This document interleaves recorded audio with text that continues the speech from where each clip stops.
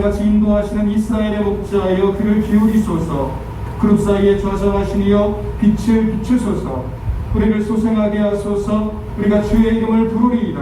만군의 하나님 여호와여 우리를 돌이켜 주시고 주의 얼굴의 광채를 우리에게 비추소서. 우리가 구원을 얻으리이다. 아멘. 사도신경으로 신앙 고백하시겠습니다. 전능과 사천지를 만드신 하나님 아버지를 내가 믿사오며 그 외아들 우리 주 예수 그리스도를 믿사오니 이는 성령으로 잉태하사 동정녀 마리아에게 나시고 본디오 빌라도에게 고난을 받으사 십자가에 못 박혀 죽으시고 장사한 지 사흘 만에 죽은 자 가운데서 다시 살아나시며 하늘에 오르사 전능하신 하나님 우편에 앉아 계시다가 저희로서 산 자와 죽은 자를 심판하러 오시리라. 성령을 믿사오며 거룩한 공예와 성도가 서로 교통하는 것과 죄를 사하여 주시는 것과 몸이 다시 사는 것과 영원히 사는 것을 믿사옵나이다. 아멘. 교동문은 75번 마태복음 6장의 말씀입니다. 교동문 75번 마태복음 6장의 말씀을 들어봅니다. 그러므로 내가 너희에게 이르노니 목숨을 위하여 무엇을 먹을까 무엇을 마실까 몸을 위하여 무엇을 입을까 염려하지 말라.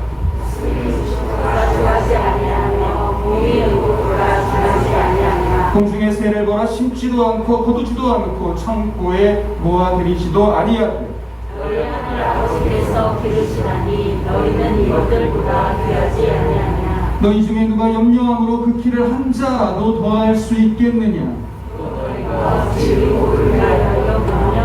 그의 백합화가 어떻게 자라는가 생각하여 보라. 그러므로 염려하여 이르기를 무엇을 먹을까 무엇을 마실까 무엇을 입을까 하지 말라.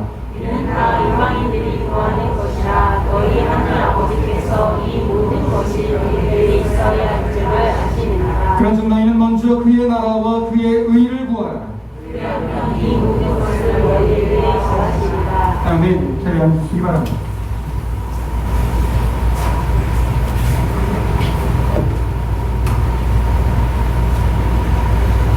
만물의 주인이신 하나님 아버지에 의해 이 세상에 있는 모든 존재들이 존재되고 역사가 진행되고 있음을 저희가 믿습니다. 성령님의 도우심으로 이제까지 저희가 살고 있음을 하나님 앞에 감사드립니다.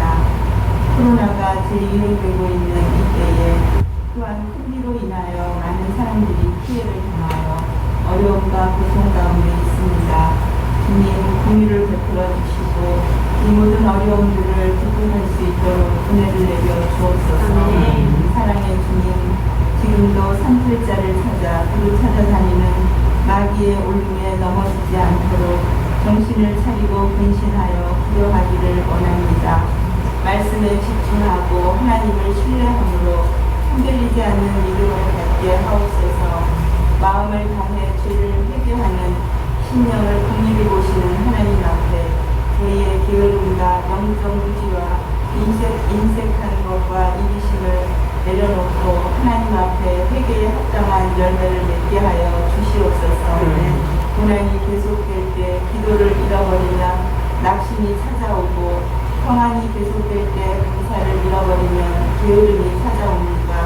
주님의 은혜만이 우리를 성령의 인도하심 안에서 기도하고 감사하는 삶을 살게 하시는 줄로 믿습니다. 어려움을 당한 성도들에게 소망을 주시고 기도의 문이 열리게 하여 주옵소서.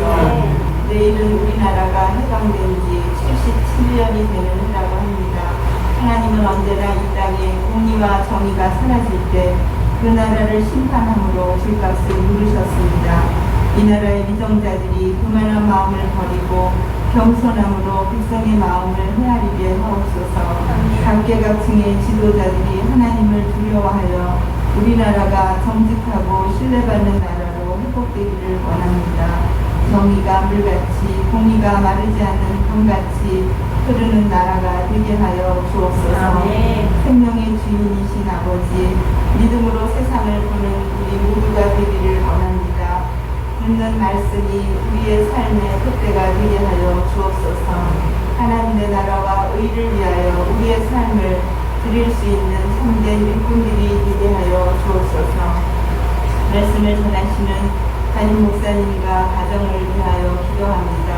맡겨진 모병의 사역을 잘 감당하실 수 있도록 영육 간에들 강건하게 하여 주시고 오직 양들에게 귀한 말씀을 먹이는 데 집중할 수 있도록 건강의 축복과 영혼의 축복 또한 모든 부족함 없이 채워 주시옵소서. 이리하여 우리 성도들을 말씀을 통하여 천국 가는 길로 바로 인도할 수 있는 귀한 목사님 되게 하여 주옵소서. 아멘. 모든 예배의 시동을 주님께 맡겨드리며 우리를 사랑하사 자기 목숨까지 내어주신 예수 그리스도의 이름으로 기도드립니다. 아멘.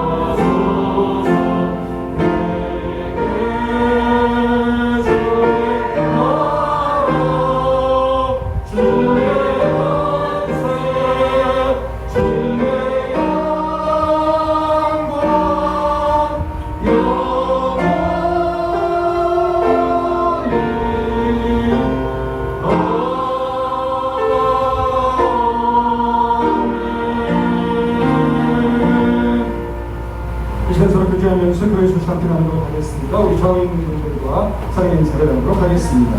사랑합니다. 축복합니다. 여러분 모두를 주님의 이름으로 환영하고 축복합니다. 우리 무더위가 계속되고 그리고 비 피해가 연도가 됩니다. 여러분 더욱더 건강한 여름 지내시고 또 휴가철 맞이하여서 우리 휴가 다녀오시는 분들 많은데 안전하고 건강하게 보내실 수 있기를 바랍니다. 우리 코로나 바이러스 감염증, 우리 과학적 방역 지침 준수하며 우리 생활하길 원하고 예배를 예찬하게 나누고 있습니다. 우리 무더위 가운데도 정성스럽게 예찬을 준비하는 손길에 다시 한번 감사를 드립니다. 이번 주에는 찬양 속에서 다음 주에 두란노 속에서 예찬을 준비해 주시겠습니다. 남아연구도 소관 성평등 프로그램 진행 중에 있습니다. 돌아오는 토요일에는 우리 여자 어린이들을 대상으로 10시에 프로그램 진행됩니다. 안전하고 유익한 시간 될 수 있도록 여러분 기대해 주십시오. 우리 축하할 일이 있습니다. 우리 윤설 성도 가정 우리 분감하여서 우리 산모 아이들도 건강하다 라고 하는 이야기 들었는데 외할머니는 코로나 확진 때문에 함께 예배 드리시고 당하고 있습니다. 우리 아이도 건강할 수 있도록 우리 산모와 우리 함께 하시는 우리 권사님 건강하게 지낼 수 있도록 기도해 주시고 우리 외할아버지는 오셨으니까 축하합니다. 인사하겠습니다. 다음 주에 담임 목사 휴가 진행하도록 하겠습니다. 필리핀 상황이 계속 좋지 않다고 얘기가 와서 걱정은 되지만 어쨌든 계획은 그렇게 세워보고요. 다시 한번 우리 이창도 선교사님이랑 계속 연락하는 가운데 원하기는 우리 교회가 해외 선교의 마음을 모으고 그리고 유력하지만 함께 힘을 모을 수 있기를 원합니다. 하나님 감동 주시면 방문해서 우리 선교사님과 함께 일주일 동안 생활해보고 우리 교회가 도울 수 있는 일이 있는가 확인하고 우리 마음의 감동을 주시면 여러분과 함께 나눌 수 있도록 하겠습니다. 우리 금주에는 로마서 4장 1절부터 10절까지 말씀 묵상해 주시면서 기도하시면 좋겠습니다. 그리고 다음 주에는 안 보이실 것 같은데 우리 소정신 권사님 오피리 보러 다시 미국 가셔야 되는데 오피리랑 성분이 건강하고 성분이 같이 나갔다가 다시 일본 돌아가야 됩니다. 그러니까 이제 당분간은 함께 예배드리지 못하는데 건강하게 지내라고 우리 박수로 경례합니다. 감사해 주시고요. 오늘 우리에게 주신 하나님의 말씀 로마서 3장 20절부터 31절까지 말씀 보겠습니다. 로마서 3장 20절부터 31절 마지막 절까지 말씀. 로마서 3장 20절부터 마지막서 31절까지 말씀 한 절씩 보도록 하겠습니다. 그러므로 율법의 행위로 그의 앞에 의롭다 하심을 얻을 육체가 없나니 율법으로는 죄를 깨달음이니라. 율법 외에 하나님의 한 의가 나타났으니 율법과 선지자들에게 증거를 받은 것이다. 곧 예수 그리스도를 믿음으로 말미암아 모든 믿는 자에게 미치는 하나님의 의니 차별이 없느니라. 모든 사람이 죄를 범하였음에 하나님의 영광에 이르지 못하더니 그리스도 예수 안에 있는 속량으로 말미암아 하나님의 은혜로 값없이 의롭다 하심을 얻은 자 되었느니라. 이 예수를 하나님이 그의 피로써 믿음으로 말미암아 한국 제물로 세우셨으니 이는 하나님께서 길이 참으시는 중에 전에 지은 죄를 간과하심으로 자기의 의로우심을 나타내려 하심이니 곧 이때 자기의 의로우심을 나타내사 자기도 의로우시며 또한 예수 믿는 자를 의롭다 하려 하심이라. 그런즉 자랑할 때가 있을 수가 없느니라. 무슨 법으로냐 행위로냐 아니라 오직 믿음의 법으로니라. 그러므로 사람이 의롭다 하심을 얻은 것은 율법의 행위에 있지 않고 믿음으로 되는 줄 우리가 인정하노라. 하나님은 다만 유대인의 하나님이시냐 또한 이방인의 하나님은 아니시냐 진실로 이방인의 하나님도 되시느니라. 할례자도 믿음으로 말미암아 또한 무할례자도 믿음으로 말미암아 의롭다 하실 하나님은 한 분이시니라. 그런지 우리가 믿음으로 말미암아 율법을 파괴하느냐 그럴 수 없느니라. 도리어 율법을 굳게 세우느니라. 네, 이번 주와 다음 주 두 번에 걸쳐서 이제 믿음으로 세워지는 율법이라고 하는 제목을 가지고 웨슬리 목사님의 설교를 여러분들에게 소개하려고 합니다.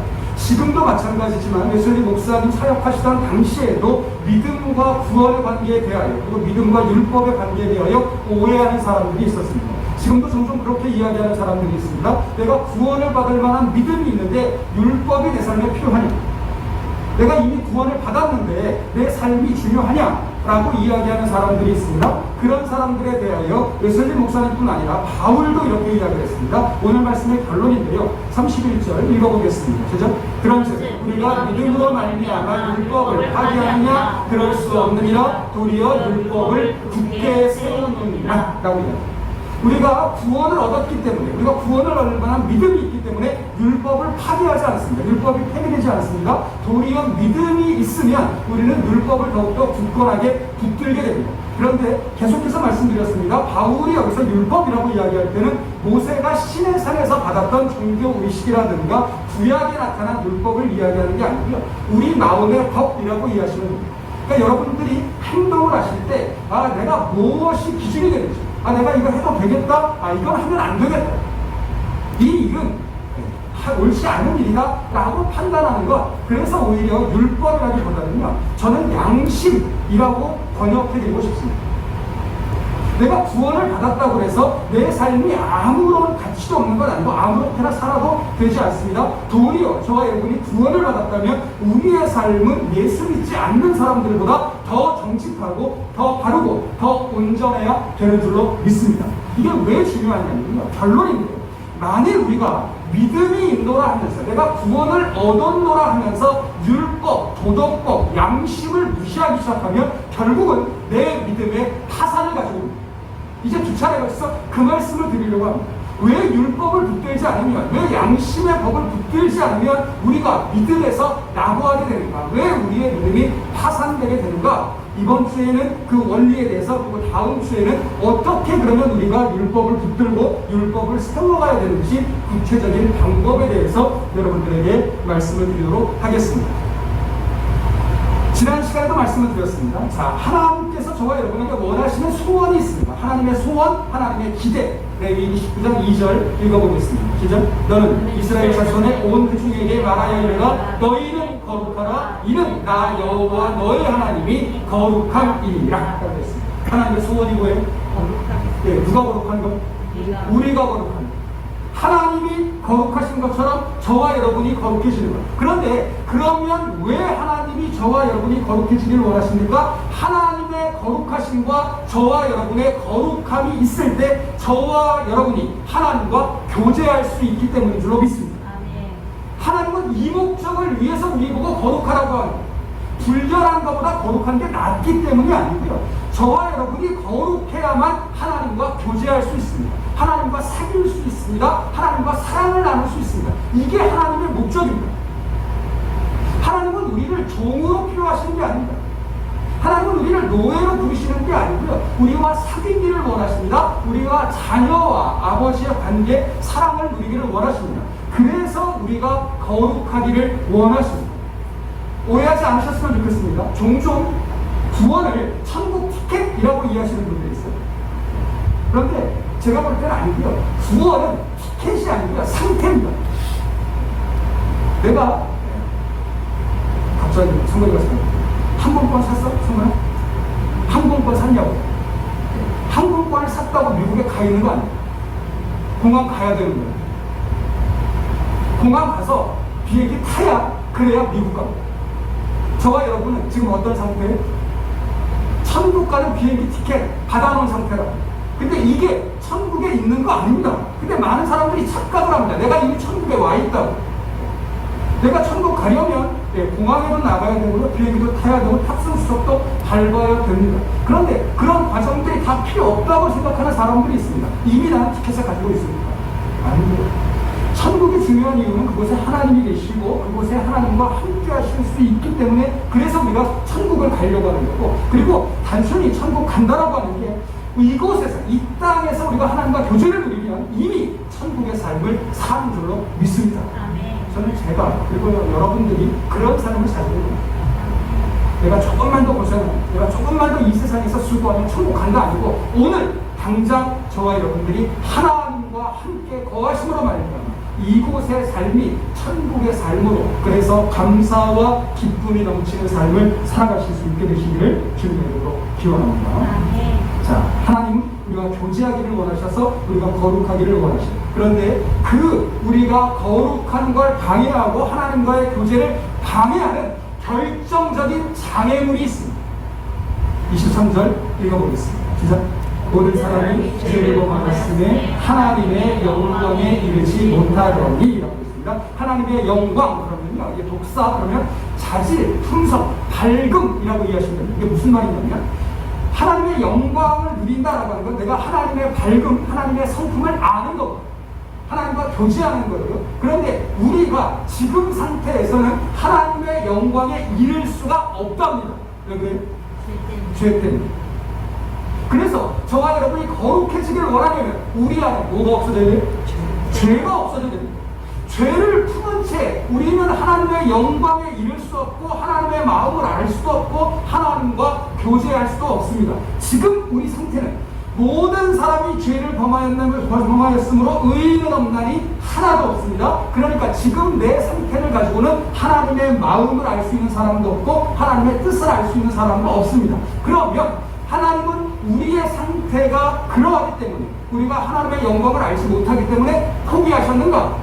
아니, 하나님은 포기하지 않으셨대요.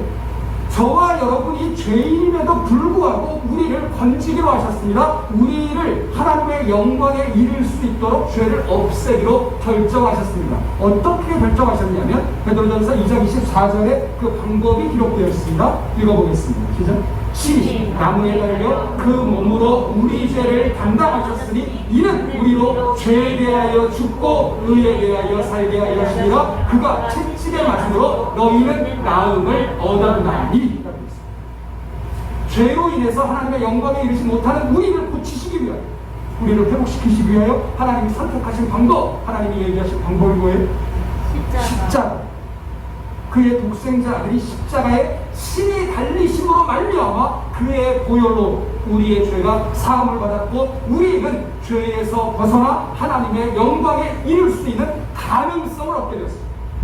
예수님이 십자가에 달리셨다고 그 순간에 우리가 온전해진 게 아니고요, 이제 가능성이 열린 겁니다. 그리고 이제 하나님의 은혜 가운데 우리가 하나님의 거룩하심을 회복할 수 있는 길이 열렸어요. 한순간에 이루어지지 않고 우리는 과정을 통해서 그 열매를 맺어야 된다라고 하는 말씀이 에베소서 4장 13절의 말씀입니다. 읽어보겠습니다. 시작. 우리가 다 하나님의 아들을 믿는 것과 아는 일에 하나가 되어 온전한 사람을 이루어 그리스도의 장성한 분량이 충만한 데까지 이르리니 라고 있습니다. 자, 하나님의 하나님의 영광에 이를 수 있는 사람, 그 사람을 온전한 사람이라고 이해하시게 됩니다. 온전한 사람이 되기 위하여 저와 여러분이 하셔야 되는 두 가지 일이 있습니다. 첫 번째는 뭐예요? 믿는 거예요. 두 번째는 아는 겁니다. 근데 여기서 안다, 그노시스라고 할 때는요, 성경이 안다라고 할 때는 언제나 똑같습니다. 배워서 하는 게 아니에요. 내가 누군가의 걸 들어서 아는 게 아닙니다. 내 경험으로, 내가 몸으로 겪어봐서 알 때, 그때 성경은 안다 라고 얘기하는 겁니다. 자, 하나님의 아들을 믿으면 하나님의 아들에 대하여 더 잘 알 수 있습니다. 내가 더 잘 깨달을 수 있고요, 더 확신할 수 있습니다. 그런데 저는 이게 되게 중요하다고 생각했어요. 아는 게 먼저예요? 믿는 게 먼저예요? 믿는 게 먼저예요. 자, 내가 믿을 때는 내가 온전히 알지 못합니다. 내가 경험해보지 못했잖아요. 근데 내가 믿음으로 먼저 선택을 하는 겁니다. 그리고 믿으면 더 잘 알 수 있게 됩니다. 저는 이것도 중요하지만 반대가 더 중요하다고 생각을 했어요. 자, 믿지 못하면 알 수가 없습니다. 그리고 알지 못하면 믿음이 생기질 않습니다. 저와 여러분이, 우리는 안 그렇다고 그렇게 믿고, 왜 신앙생활을 그렇게 오래 했다고 하는데도 왜 믿음의 수준이 늘 똑같아요? 오히려 왜 예전만큼 못할까? 믿음이 없습니다. 의심하니까 믿음의 하나님의 은혜를 경험할 기회가 없습니다. 그러니까 점점 우리의 의심은 커져만 갑니다. 그리고 이 의심이 언제 역사하기 시작하냐면 내 삶에 위기가 찾아왔어요. 내 삶이 흔들립니다. 내가 하나님을 몸소 경험한 게 아니에요. 들었어요. 뭐라고 들었냐면 예수 믿으면 일이 술술 잘 풀린대, 예수 믿으면 모든 일 잘 된대, 예수 믿으면 아무런 문제가 없대 라고 하는 얘기를 내가 경험한 게 아니고요, 들었다고요. 근데 막상 내 삶을 보니까 안 그런 것 같아요. 의심과 그리고 무지가 내가 내 삶이 흔들릴 때 내 믿음을 깨트립니다. 그리고는 예수 믿어봐야 아무 소용없네 라고 합니다. 그런 엉터리 결론에 이르게 되는 사람들이 있습니다. 하나님께서는 믿음과 아는 것 중에 믿음이 우선이라고 이야기하십니다. 그러면서 저와 여러분을 의롭게 하시는 방법에 대하여 이제 소개를 합니다. 자, 로마서 4장 5절 말씀 보니까 이만한 말씀이 있어요. 읽어보겠습니다. 시작. 이를 아니하시라도 경건하지 아니하는 자를 의롭다 하시는 이를 믿는 자에게는 그의 믿음을 의로 여기시나니 라고 되어 있습니다. 자, 본질에 있어서 저와 여러분은 첫사람 아담이 죄를 범함으로 말미암아 모든 사람이 다 죄에 이르게 되었습니다. 그러니 본질상 우리는 의인이에요, 죄인입니다. 그런데 죄인인 우리를 하나님께서 어떻게 여기셨어요?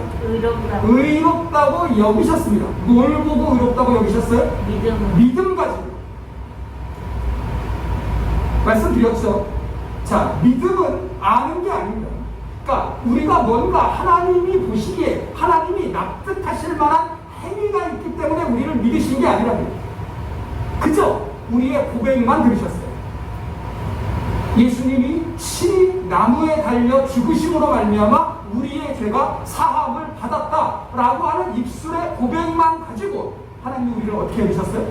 의롭다고 여기셨어요. 자, 이걸 이신칭의라고 부릅니다. 이게 너무너무 중요한 기독교의 교리입니다. 믿음으로 말미암아 의롭다 하는 칭함을 얻었다는 거예요. 자, 중요한 거예요. 자, 하나님께서 우리를 의롭다고 선언하셨습니다. 의롭다고 승인하셨습니다. 의롭다고 인정하셨습니다. 우리 본질상 우리는 하나님이 의롭다고 인정하셨는데 의로운가요? 죄인인가요? 죄인이에요. 여기서 착각하는 사람들이 있습니다. 하나님이 의롭다고 인정하셨으면 의인 아니에요? 아니에요. 하나님이 의롭다고 우리를 선언하셨으니까 이제 우리는 죄인 아니고 의인 아닙니까? 그러니까 여기서 오해를 했기 때문에 율법이 필요 없다라고 하는 엉터리 주장이 나오는 거예요. 하나님이 의롭다고 인정하셨는데 내 삶이 뭐 중요하다는 겁니다. 하나님이 나를 의롭다고 인정하셨는데 내가 이 세상의 법에 왜 매여야 되는 거냐는 거예요. 그러니까 구원파 같은 사람들이 나오는 겁니다. 구원 받으면 아무렇게나 살아도 관계없다는 거예요. 하나님이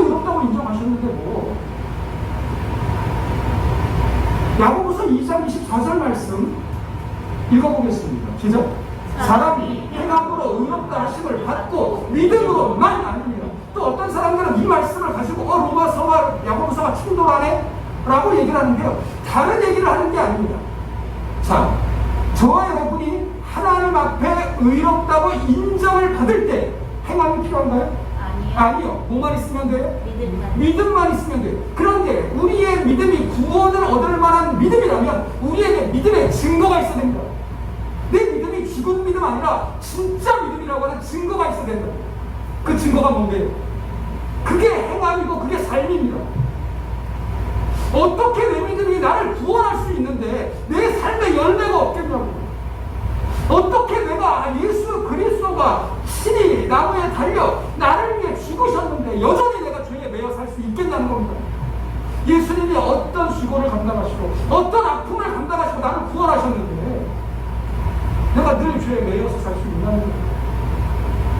만약에 우리가 죄는 내가 짓고 속죄는 예수님 받으시고 죄는 내가 짓고 십자가는 예수님 지시면 되고 라고 믿음이 있다면 그건 하나님을 아는 게 아닙니다.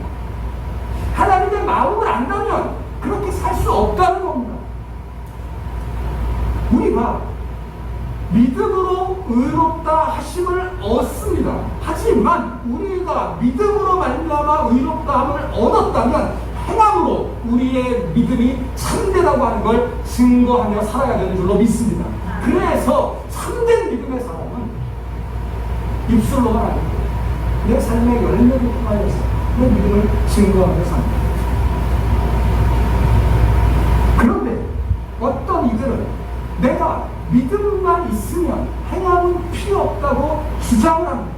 내가 구원은 믿음으로 얻는 거니까 성화하면 좋겠지만 행함이 있으면 좋겠지만 그것 없어도 내 믿음에 내 구원에는 무효함이 없는 것 아닌가 라고 주장하는 사람들에 대하여 바울이 이야기하죠. 로마서 1장 15절 읽어보겠습니다. 시작. 그러면 어찌하여 우리가 법 아래에 있지 아니하고 은혜 아래에 있으니 죄를 지으리요 그럴 수 없느니라.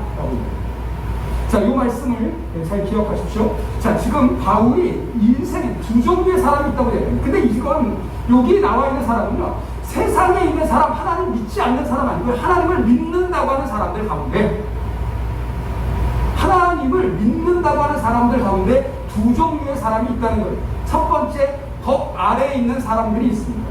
법 아래에 있는 사람의 특징은 뭐냐면요, 모세가 시내산에서 받은 모든 율법은 반드시 지켜야 된다고 믿는 사람입니다.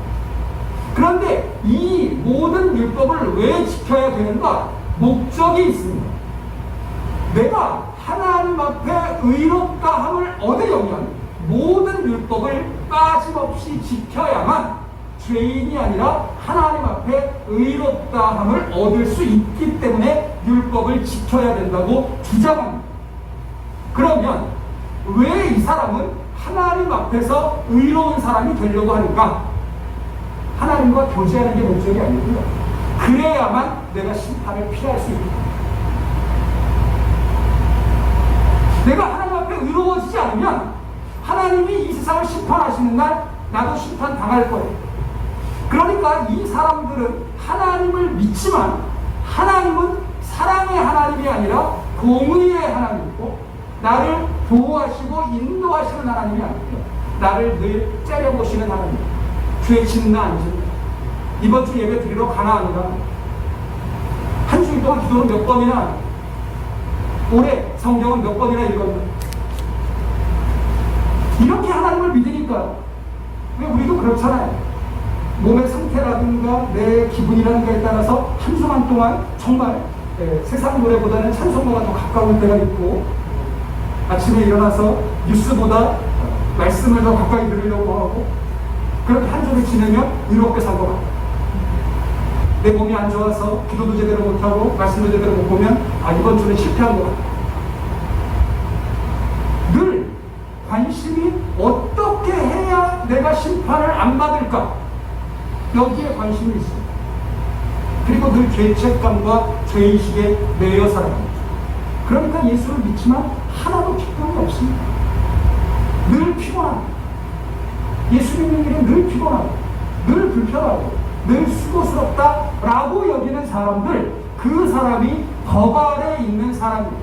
반대로 바울은 은혜 아래 있는 사람이 있다고 이야기합니다. 자, 법 아래 있는 사람과 비교할 때 은혜 아래 있는 사람을 저는 그리스도의 율법 아래 있는 사람이라고 소개하고 싶습니다. 로마서 8장에 있는 말씀대로 하면 생명의 성령의 법 아래 사는 사람이라고 말씀드리겠습니다. 자, 이 사람들은 모세의 율법에서 벗어났어요. 왜냐하면 하나님 앞에서 내가 의롭다함을 얻는 방법은 율법을 지키는 게 아니라 믿음이라고 하는 것을 알기 때문입니다. 그리고 왜 하나님이 나에게 믿음을 요구하시고 왜 하나님이 나에게 온전한 사람이 되라고 하시는가? 나를 심판할 때 내가 심판을 피하는 게 목적이 아니라 그래야 하나님과 교제할 수 있고 그래야 하나님을 더 잘할 수 있고 그렇게 하나님의 마음을 더 잘 헤아리게 되면 이 세상 흔들릴 때 내가 요동하지 않고 평안과 기쁨을 누릴 수 있기 때문입니다. 자, 그러면 은혜 아래 있는 사람은 이렇게 모든 법에서 의무가 해결되었기 때문에 죄책과 정죄함에서 해방되었기 때문에 율법을 무시하며 삽니까? 아니라는 거예요. 오히려 그리스도의 율법 아래 사는 사람들은 기쁨으로 순종합니다. 의무나 두려움 때문에 순종을 하는 게 아닙니다. 내가 이거 하지 않으면 벌 받을 건데, 내가 이거 하지 않으면 하나님 나를 치실 텐데, 내가 이렇게 하지 않으면 하나님이 나를 흔드실 텐데, 아니고 내가 이렇게 할 때 하나님이 기뻐하시고 내가 이렇게 할 때 하나님의 마음을 더 잘할 수 있고 내가 이렇게 행동할 때 하나님의 은혜 가운데 머물기 때문에 그들은 억지로 하지 않고 자원함으로 기뻐함으로 하나님의 뜻에 순종합니다. 그들은 율법을 지키는 까닭이 노예의 공포 때문이 아닙니다. 주인이 나를 채찍질하고 주인이 나를 혼내킬까봐 순종하는 게 아니라 하나님의 자녀로서 하나님의 마음을 기쁘게 해드리기 위해 내가 어떻게 살아야 하나님이 기뻐하실까를 생각하기 때문에 그들은 율법을 지키며 삽니다. 그런 이런 복음의 원리를 알지 못하고 내가 자녀가 되었다라고 하는 사실, 나는 이제 종이 아니고 자녀이니 하나님 말씀 무시하고 내 마음대로 살아도 된다라고 생각하는 사람들이 있습니다. 특별히 율법 무시하고 살아도 내 구원은 무효가 되지 않고 나는 하나님의 자녀다라고 주장하며 사는 사람들이 있습니다. 그 사람들이 근거로 내세우는 말씀이 오늘 우리가 읽은 로마서 3장 20절입니다. 이 사람들은 뭐라고 주장하냐면 3장 20절 읽어보겠습니다. 시작. 그러므로 율법의 힘으로 그의 앞에 의롭다 하심을 얻을 일체가 없나니 율법으로는 죄를 깨달음이니라. 자, 이 말씀이 진리인데요. 자, 이 말씀을 그들은 어떻게 적용하냐면 율법은 내 죄를 깨닫게 할 뿐이지 나를 의롭게 못한다는 겁니다. 내가 율법 아무리 잘 지켜도 그것 때문에 내가 의로워지지 않는다는 거예요. 그러니 율법 지킬 필요 없다는 겁니다. 믿음이 의롭게 하는 거지. 율법이 의롭게 하는 거지. 율법 같은 거 무시해도 내 믿음은 관계없다라고 주장하는 사람들이 있습니다. 그런 사람들을 향하여 오늘 바울이 이야기하고 있어요. 21절 읽어보겠습니다. 시작. 이제 율법 외에 하나님의 한 의가 나타났으니 율법과 선지자들에게 증거를 받은 것이라 그랬습니다. 이 말씀을 잘 보셔야 돼요. 자, 이 말씀은 율법이 필요 없다는 얘기가 아니고요. 율법은 하나님의 의입니다. 이게 전제가 되어 있는 거예요. 율법에 하나님의 의가 담겨져 있습니다. 지금까지 유대인들은 율법이 전부라고 생각했습니다. 하나님의 의는 율법에만 담겨 있다고 생각을 했습니다. 그런데 바울이 이제 이야기합니다. 율법 말고 또 다른 의가 있다는 거예요. 너희가 지금까지는 율법만이라고 알고 있었지만 아니고 율법 말고도 하나님의 또 다른 의가 나타나 있는데 지금까지 너희들이 몰랐을 뿐이지 그건 예전부터 있었어요. 율법도 이 의에 대하여 증언했고 구약의 선지자들도 이 의에 대하여 증거하였습니다. 구약에서 하나님께서 어떻게 이스라엘이 의로워지는가 이사야 45장 26절 말씀 읽어보겠습니다. 시작. 이스라엘 자손은 다 여호와로 말미암아 의롭다 함을 얻고 자랑하리라 하느니라 라고 하는 말씀이 있습니다. 우리를 의롭게 하는 건 율법이 아니라는 것. 하나님이 율법을 주셔서 이스라엘을 의롭게 하시고, 그리고 의로움의 주체는 하나님이시기 때문에 율법 말고도 다른 것을 가지고 우리를 의롭게 하실 수 있는데, 자, 바울이 이야기하는 그럼 하나님의 또 다른 의가 뭐냐? 22절 읽어보겠습니다. 시작. 곧 예수 그리스도를 믿음으로 말미암아 모든 믿는 자에게 미치는 하나님의 의인이 차별이 없느니라 라고 했는데, 여기 차별이 없다는 것은 이 하나님께서 주시는 또 다른 의는 누구나 받을 수 있다는 거예요. 특별한 사람들만 받는 거 아니에요. 그러니까 로마서를 읽고 있는 사람들은 유대인들이 우선적이라고 생각을 했을 겁니다. 근데 그 말씀을 이제 뒷부분에 계속 할 테니까 잠시 후에 보도록 하겠습니다. 자, 그러면 우리가 어떻게 믿음으로 말미암아 의롭다 함을 얻게 되는가, 그 원리에 대하여 이야기를 하죠. 23절 다시 읽어봅니다. 시작. 모든 사람이 죄를 범하였음에 하나님의 영광에 이르지 못하더니 라고 했습니다. 자, 지금 우리의 상태는 죄인입니다. 죄인은 죄가 있으면 하나님의 거룩함에 이를 수 없고, 그러면 하나님과 교제할 수 없습니다. 하나님과 교제할 수 있는 의인이 되려면 우리의 죄 문제를 해결해야 됩니다.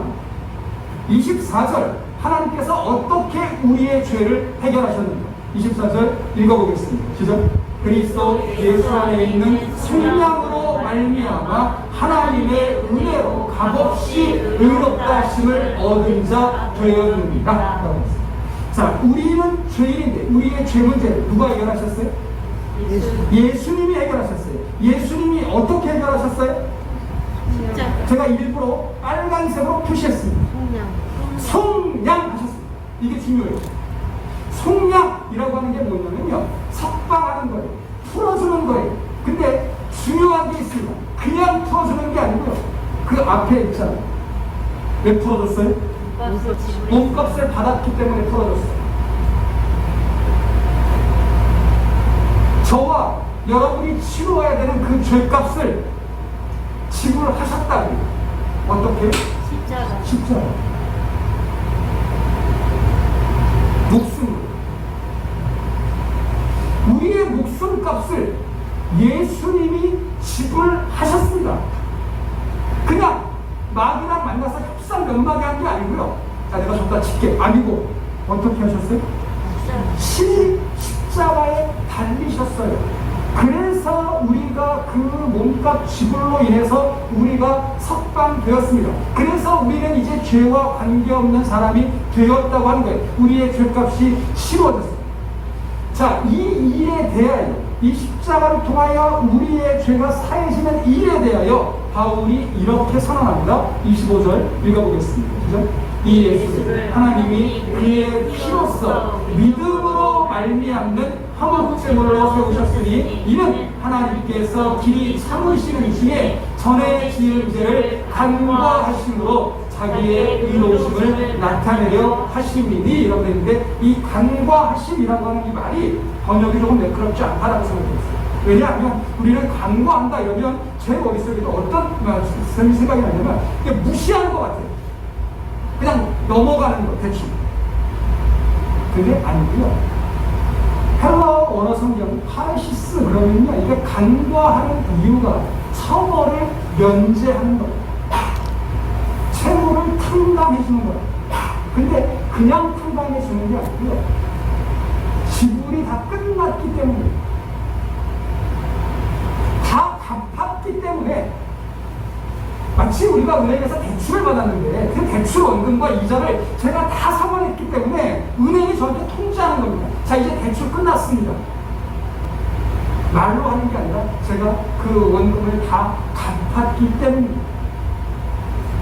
하나님께서 우리의 처벌을 면제하기로 하셨고요, 우리의 채무를, 우리의 죄로 말미암아서 하나님의 거룩함을 깨트린 그 죄값을 탕감해 주시기로 하셨습니다.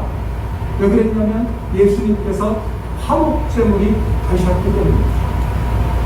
예수님이 십자가에 달리셨기 때문에 그 십자가의 순종함을 보고 하나님께서 그 하나님의 사랑과 하나님의 은혜를 믿는 사람은 그러면 그 채무를 탕감해 주기로 하셨다. 예수님을 십자가에 달리우신 분, 십자가의 그 은혜를 믿으면 의롭다고 인정해 주시는 목적, 까닭이 뭐냐? 26절 읽어보겠습니다. 시작. 곧 이때 자기의 의로우심을 나타내사 자기도 의로우시며 또한 예수 믿는 자를 의롭다 하려 하시리라. 하나님이 저와 여러분을 죄에도 불구하고 우리의 죄값을 예수님의 십자가로 사하시고 간구하시고 우리를 의롭다고 선언하십니다. 의롭다고 인정하십니다. 그렇게 의롭다고 인정하시는 그 행위를 통하여 뭘 또 나타내시죠? 의로움을 나타내십니다. 누가 의로우신가요? 예수님. 아니, 여기 나와 있는 자기에는 예수님이 아니고 하나님이 의로우십니다. 우리의 죄에도 불구하고 우리의 믿음으로 우리를 의롭다고 인정하시는 그 행위가 곧 우리가 의로워졌다는 것 뿐만 아니라 또 누가 의로우신 거예요? 하나님. 하나님이 의로우신 거라는 거예요. 이게 무슨 말이냐면 우리가 여기 성경에 나오는 의로움, 디카오시네라고 하는 이 말은요, 이게 우리가 일반적으로 생각하는 그런 개념 아니고요. 이게 전적으로 법률적인 용어입니다. 재판장이 재판을 통해서 무죄라고 선언하는 것, 이게 의로움이에요. 특별히 어떻게 쓰이냐면요, 이게 계약이 조건이 되어 있습니다. 여러분 그렇게 생각하시면 돼요. 자, 내가 누군가와 법적인 문제가 생겼습니다. 근데 왜 고소를 했냐면요, 이 사람이 계약을 안 지켰어요. 계약을 안 지킨 것 때문에 재판을 합니다. 만약 그런 재판을 한다면 제가 평상시에 거짓말을 얼마나 하나, 이건 하나도 안 중요합니다. 중요한 건 제가 그 계약서대로 했느냐 안 했느냐만 중요합니다. 딱 그 개념이거든요. 자, 우리가 의롭다라고 할 때 바울이 특별히 쓰는 이 개념은요, 계약을 잘 지키냐라고 합니다. 그런데 하나님이 우리를 의롭다고, 우리를 믿을만하다라고 판단하실 때 그 일을 통해서 우리가 죄인임에도 불구하고 우리를 의롭다라고 판단하시는 그 일을 통해서 본인이 의로우신 분, 본인이 믿을만한, 본인이 약속을 잘 지키시는 분이라고 하는 사실을 증거하신 겁니다. 이게 어떤 의미냐면요, 창세기 6장에 보면 하나님께서 이 세상 지으신 걸 한탄하십니다. 왜 한탄하시냐면 사람의 마음에 죄가 가득하고 모든 일들이 하나님 보시기에 악한 것 뿐임을 보시고 한탄하십니다. 근심하십니다. 그래서 홍수로 세상을 심판하려고 계획하십니다. 근데 다 몰살하는 게 아니라 살리시는 사람이 있잖아요. 그때 하나님이 노아를 향하여 이렇게 말씀하십니다. 18절을 읽어보겠습니다. 시작. 그럼 너와는 내가 내 언약을 세우니 나노는 내 아들들과 내 아내와 내 며느리들과 함께 그 방주로 들어가고 혈육 있는 모든 생물을 너는 각기 암수 한 쌍씩 방주로 이끌어들여 너와 함께 생명을 보존하게 하되. 여기 나와 있는 언약이 계약입니다. 저는 이게 율법의 정신이라고 믿습니다. 하나님께서 노아에게 계약, 언약, 약속을 주십니다. 약속을 주시는 목적은 뭐예요? 19절? 생명을 보존하고. 생명을 보존. 저는 이게 하나님의 본심입니다. 이것이 우리에게 율법을 주시는 하나님의 뜻이라고 믿습니다. 하나님은 우리와 계약을 맺으셨어요. 어떤 계약을 맺으셨냐면 내가 너의 생명을 지켜주겠다 라고 계약을 맺으셨습니다. 물론 저는 이 계약은 쌍무적이기 때문에 서로 쌍방에 관한 일이기 때문에 너가 내 말대로 따르면, 너가 내 말을 잘 들으면 이라고 하는 말씀이 전제되어 있다고 생각합니다.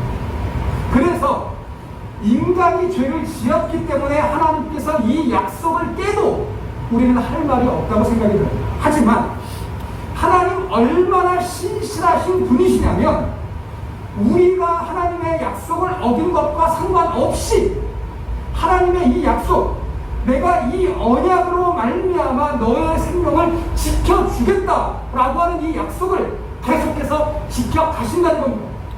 내가 죄인인데 저와 여러분이 죄에 매여 살고 죄와 짝하여 살고 하나님의 말씀과 상관없이 살아도 하나님은 일방적으로 하나님의 이 약속, 내가 너의 생명을 지켜주겠다, 내가 너 붙잡아 주겠다, 내가 결코 너를 놓지 않겠다 라고 하는 이 약속을 이루어 가신다는 거예요. 그 방법이 뭐냐면 하나님의 사랑을 믿으며 의롭다고 인정하셔서 기회를 주시고, 그래서 믿음의 길을 걷게 하시는 일을 통하여 하나님 얼마나 의로우신 분이신가 알려주신다는 거예요. 이렇게 우리의 죄와 상관없이 하나님은 우리를 믿음으로 말미암아 의롭다고 하셨습니다. 그리고 우리에게 성령의 은혜를 통하여서 우리를 온전한 사람, 믿는 것과 아는 것에 하나가 되는 온전한 사람이 되어 생명을 보존하기를 원하십니다. 그렇게 우리는 하나님의 은혜로 말미암아 구원의 여정을 시작하게 되었습니다. 자, 그런 우리가 27절 읽어보겠습니다. 시작. 그럼 자랑할 때가 어디냐? 있을 수가 없느니라. 무슨 법으로냐? 행위로냐? 아니라 오직 믿음의 법으로니라. 우리가 하나님의 자녀되는 것, 우리가 구원의 여정을 시작한 것, 내가 죄인이지만 하나님 의롭다고 여기신 것, 우리의 행위 때문입니까? 아니라는 겁니다. 우리가 다른 사람보다 공로가 있기 때문에 구원받은 겁니까? 아니라는 겁니다. 오직 믿음으로, 오직 하나님 언약으로 말미암아 구원의 일을 시작하였으니 저와 여러분이 우리의 육신에 대하여 자랑할 것 아무것도 없습니다 라고 이야기합니다. 28절 이어서 읽겠습니다. 시작. 그럼 사람이 의롭다 하심을 얻는 것은 율법의 행위에 있지 않고 믿음으로 되는 줄 우리가 인정하노라. 저와 여러분이 율법을 잘 지켰기 때문이 아니라 예수 그리스도가 친히 나무에 달리심으로 말미암아 우리의 죄값이 사함을 받았고 우리가 의롭다 하심을 얻었다라고 믿는 것 때문에 우리는 의로운 사람이라고 하나님 앞에 인정함을 받게 되었습니다. 이제 바울은 우리는 선민이고 우리는 율법을 알고 우리는 하나님의 특별한 사랑을 받은 하나님의 백성이다 라고 주장하는 유대인들에게 이야기합니다.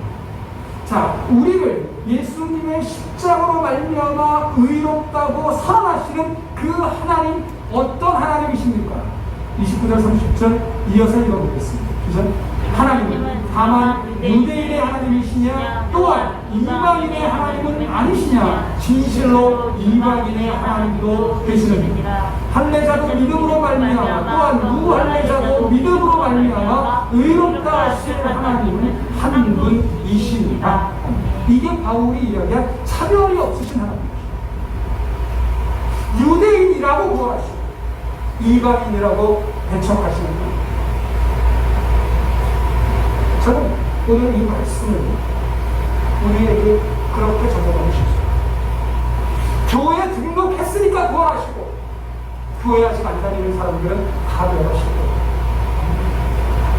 우리가 은혜로 말미암아 구원을 얻었다면 지금 복음을 알지 못하고 지금 예수를 믿지는 않지만 그들에게도 하나님의 은혜가 임하시면 그들 역시 우리와 동일하게 의롭다함을 얻고 구원의 여정을 시작할 수 있는 줄로 믿습니다.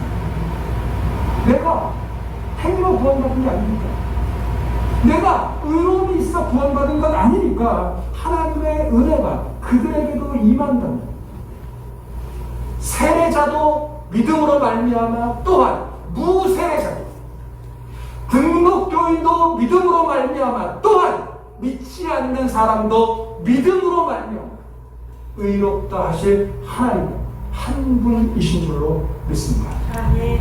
마지막으로 말씀드리겠습니다.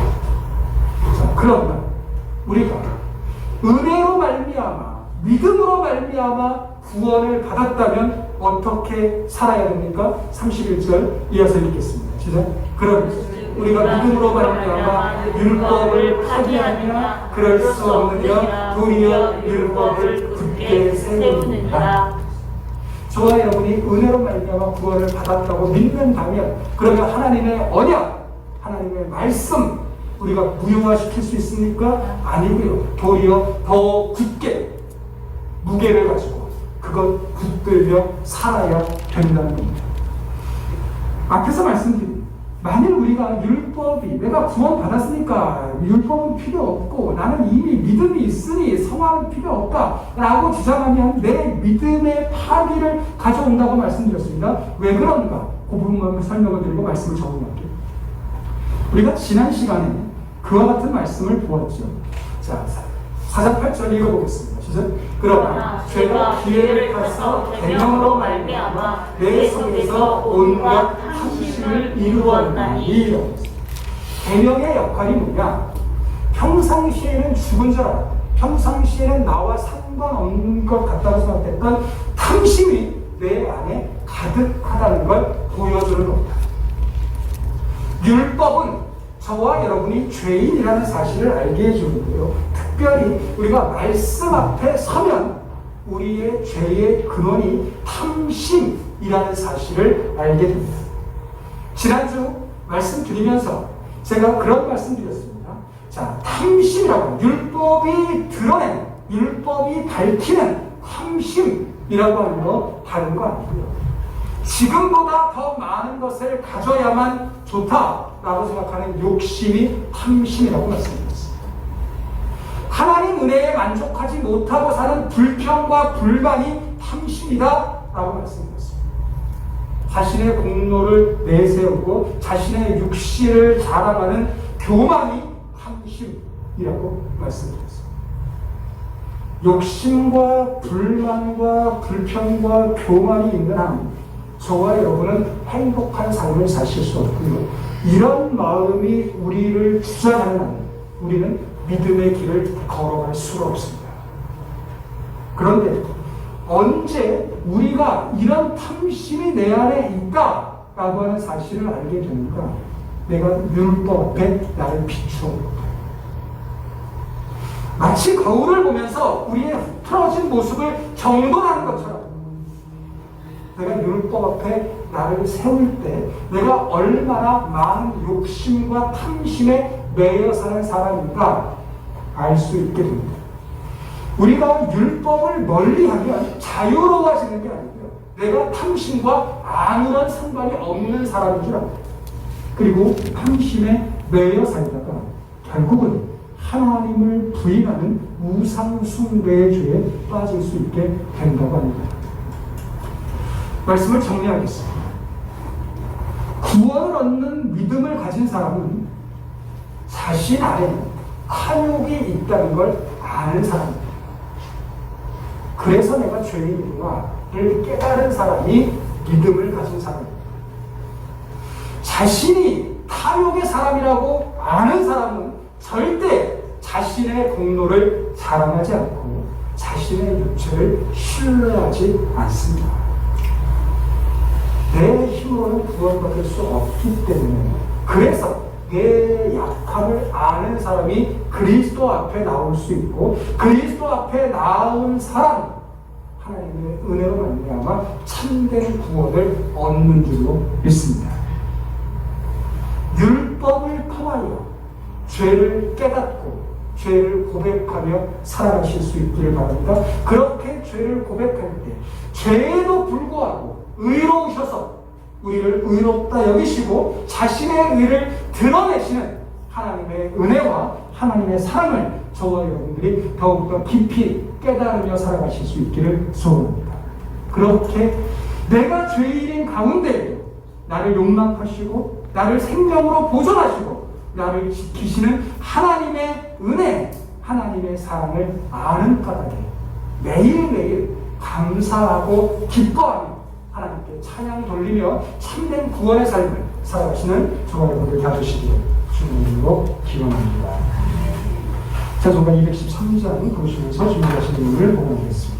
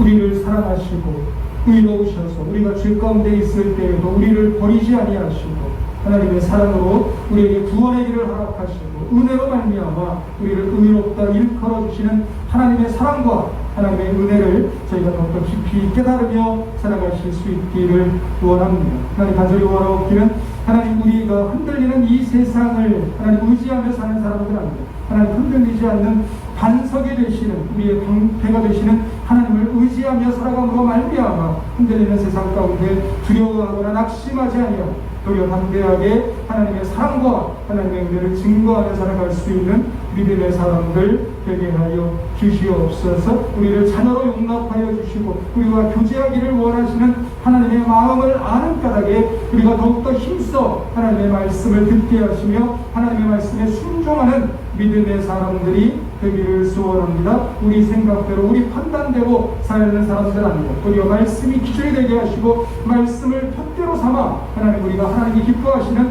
하나님께 영광 돌려드리는 참된 믿음의 사람들 되게 하여 주시옵소서. 하나님 참으로 감사한 것은 윤서정도 각성 하나님 이제 귀한 자녀를 허락하여 주시니 감사합니다. 하나님 산모와 아이가 더욱더 강건하게 지낼 수 있게 하시고 하나님의 무더위 가운데 하나님께서 지켜주시는 은혜로 말미암아 하나님께서 허락하신 복되고 귀한 생명이오니 하나님 자녀를 양육하는 가운데 하나님의 마음을 알아가게 하시고 하나님 그 자녀들을 통하여 하나님 기도하고 하나님 말씀 앞에 붙들림과 될 수 있는 하나님 복된 믿음의 가정으로 세워질 수 있게 하여 주시옵소서. 하나님 우리 믿음의 어르신들이 더욱더 건강하게 이 여름을 지날 수 있기를 원합니다. 하나님 무더위에 건강 상하지 않도록 지켜주시고 특별히 우리 성도들 어느 곳에 있든지 하나님의 사람답게 살게 하시고 이런저런 모양으로 우리의 삶에 흔들림이 있고 어려움이 있지만 기도 잃어버리지 않고 말씀의 능력을 힘입어 하나님 어려운 시간들을 잘 지낼 수 있는 우리 믿음의 성도들 다 되게 하여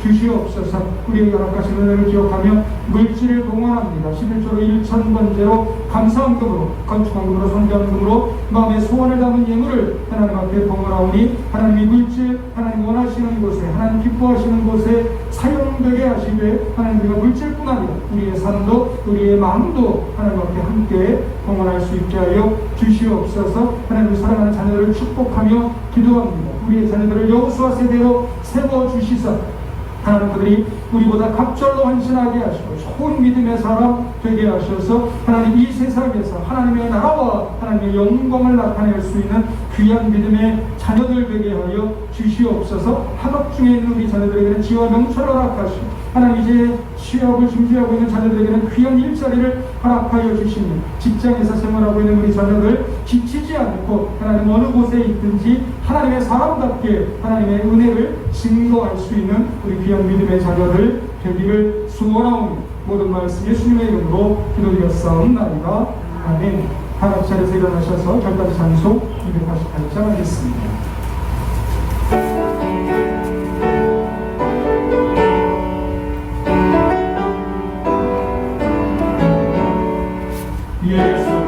예수와의 우성도 성령과 비로소 거듭나니 예수 앞에서 외로우니 하늘의 영광 이것이 나의 한영이요 이것이 나의 찬송인세 너 사는 동안 끊임없이 문제를 찬송하리라 온전히 주께 맡기며 사랑의 은사를 듣는 중에 천상 가운데 아무것도 나의 영광 돌리는 이것이 나의 영광이요 이것이 나의 찬송인세 나 사는 동안 끊임없이 문제를 찬송하리라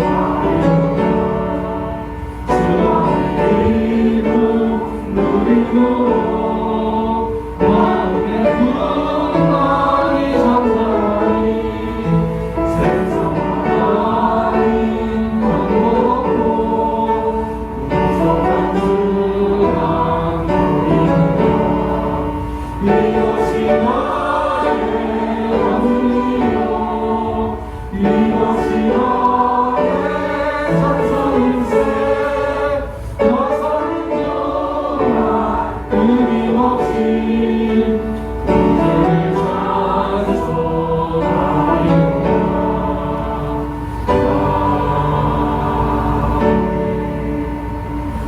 이제는 우리 주 예수 그리스도의 은혜와 하나님 아버지의 극진하신 사랑하심과 성령님의 감화와 감동하심 우리의 죄와 허물에도 불구하고 의로우시고 우리를 사랑하셔서 우리를 포기하지 아니하시고 독생자 예수 십자가에 내어주심으로 말미암아 우리에게 살 길을 허락하시고 하나님 구원의 여정을 시작하게 하셨사오니 하나님 우리가 더욱더 믿음으로 깨어 주의 말씀을 사모하고 말씀에 순종하며 사는 가운데 하나님이 주시는 은혜와 하나님이 주시는 평강과 하나님이 주시는 축복을 누리며 살기를 소원하는 우리 모든 성도들 머리머리 위에 지금부터 영원까지 함께 하시옵기를 주님의 이름으로 축원하옵나이다. 아멘.